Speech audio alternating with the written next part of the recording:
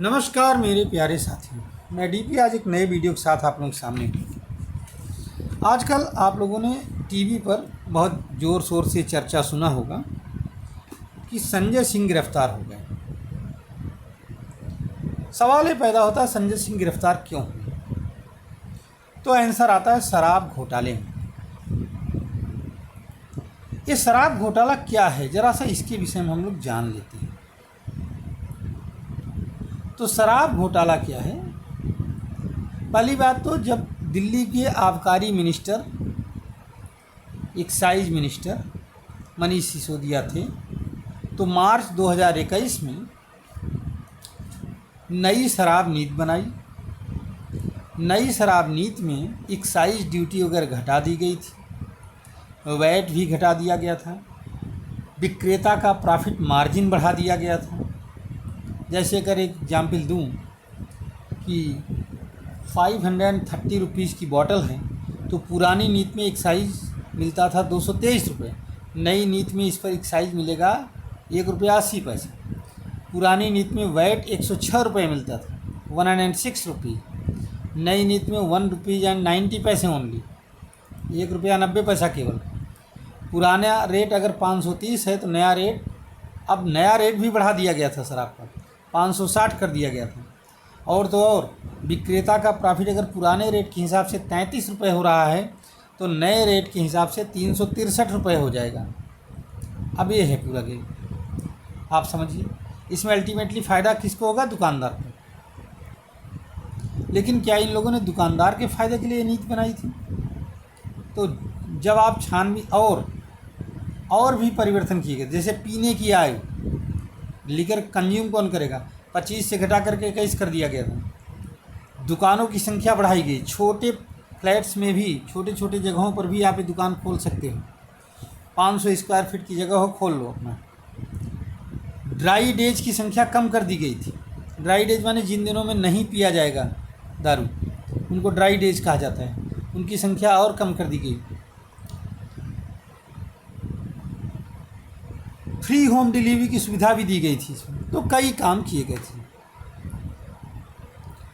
जैसे ही दिल्ली के राज्यपाल को जब लोगों ने काफ़ी इसका विरोध किया, तो दिल्ली के राज्यपाल ने इसको अपने हाथ में लिया और सीबीआई को मैटर सौंप दिया। उसके बाद में सबसे पहले मनीष सिसोदिया की गिरफ्तारी हुई। मनीष सिसोदिया की गिरफ्तारी फरवरी 23 में हुई थी। आज भी जमानत नहीं मिल पाई। अभी कल परसों हम लोग सुन रहे थे, कल परसों का मतलब आज तारीख कितनी है? हाँ, तो मतलब ये है कि अगर आज 5 अक्टूबर है तो 2 तारीख में, 3 तारीख में संजय सिंह को गिरफ्तार कर लिया गया।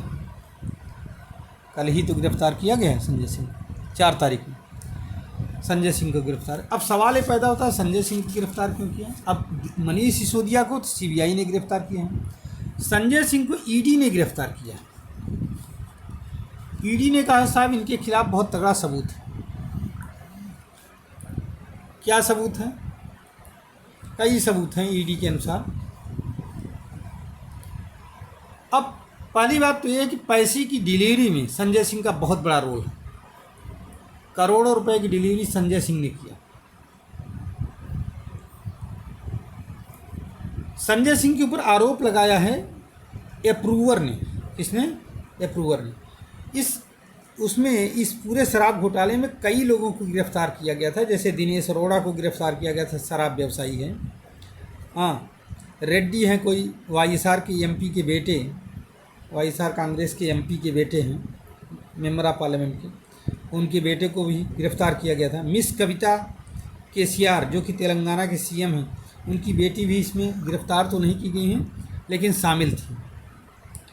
विजय नायर, विवेक त्यागी जो कि संजय सिंह के पार्लियामेंट्री सहायक हैं, उनका भी नाम है। तो इस तरह से कई लोगों को इसमें गिरफ्तार किया गया या नाम आया। तो इनमें से कुछ लोग अप्रूवर बन गए हैं। अप्रूवर माने सरकारी गवाह। इसमें दिनेश अरोड़ा महत्वपूर्ण है, विजय नायर महत्वपूर्ण है। ये सब लोग सरकारी गवाह बन चुके हैं। कहने को तो आ रहा है मिस कविता भी सरकारी गवाह बन चुकी हैं। और सरकारी गवाह बाकायदे जो है वो तो लीगल टर्म है, इसमें कोई बुराई नहीं है। कोई भी व्यक्ति अगर कोई एक्यूज़ है, बशर्ते कि हत्या वगैरह का ना हो, अगर फाइनेंशियल केस है तो उसमें कुछ लोग सरकारी गवाह बन सकते हैं, भले एक्यूज़ हों। मुख्य एक्यूज़ नहीं होने चाहिए, लेकिन उनको मुख्य आरोपी नहीं होना चाहिए। बाकी अगर सब्सिडियरी हैं, सेकेंडरी हैं, तो वो अप्रूवर बन सकते हैं।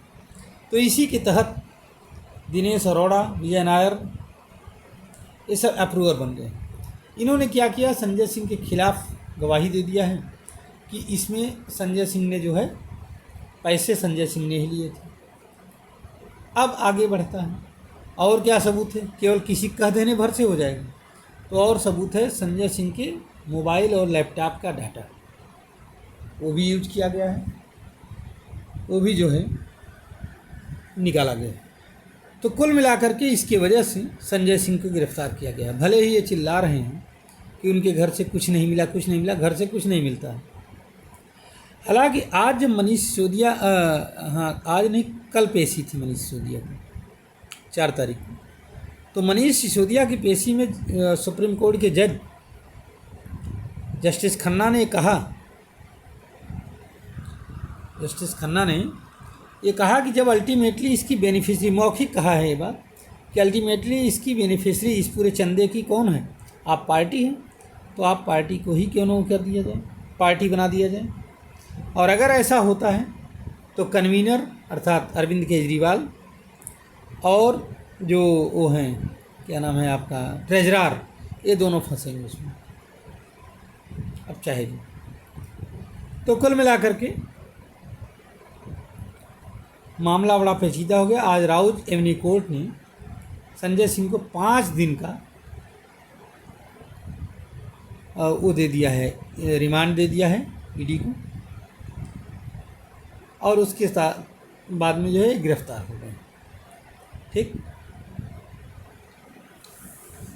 अब सवाल ये पैदा होता है, इसमें कहा यह गया है कि करोड़ों रुपए का लेन देन किया गया, और ऐसे समय में जब भारत कोविड काल में जूझ रहा था, एक जनता त्रस्त थी, तब जो है काम हुआ। अभी पता नहीं कैसे नैतिकता की भी बात होती। अभी कल ही संजय सिंह का बयान आप लोगों ने सुना होगा। तो अब ऐसे में कुछ लोगों के और भी नाम, सीबीआई ये भी कर रही है, ईडी कह रही है कि 2 लोगों के और नाम हैं। जब तक वो लोग नहीं जुड़ जाते हैं तब तक इसका पूरा खुलासा नहीं हो पाएगा। लेकिन फिलहाल तो चलो संजय सिंह अंदर है ही, इसमें कोई दो राय नहीं। और अब देखना यह है कि इससे कितना निष्कर्ष निकाला जा सकता है, कितना जो है सच्चाई की तह तक कितना पहुंचा जा सकता है, ये देखने का विषय है। अब इसी उम्मीद के साथ कि इन गिरफ्तारियों के साथ जो है सच्चाई बाहर आएगी। और अब यह वीडियो आपको ये समझने में मदद करेगा कि आखिरकार इन लोगों को गिरफ्तार किया क्यों जा रहा है। क्या बिना सबूत के गिरफ्तार किया जा रहा है? तो नहीं, सबूत है। अब ये सबूत कितने क्रेडिबल सिद्ध होंगे अदालत में, ये बात की बात। धन्यवाद, नमस्कार, जय हिंद, जय भारत, वंदे मातरम।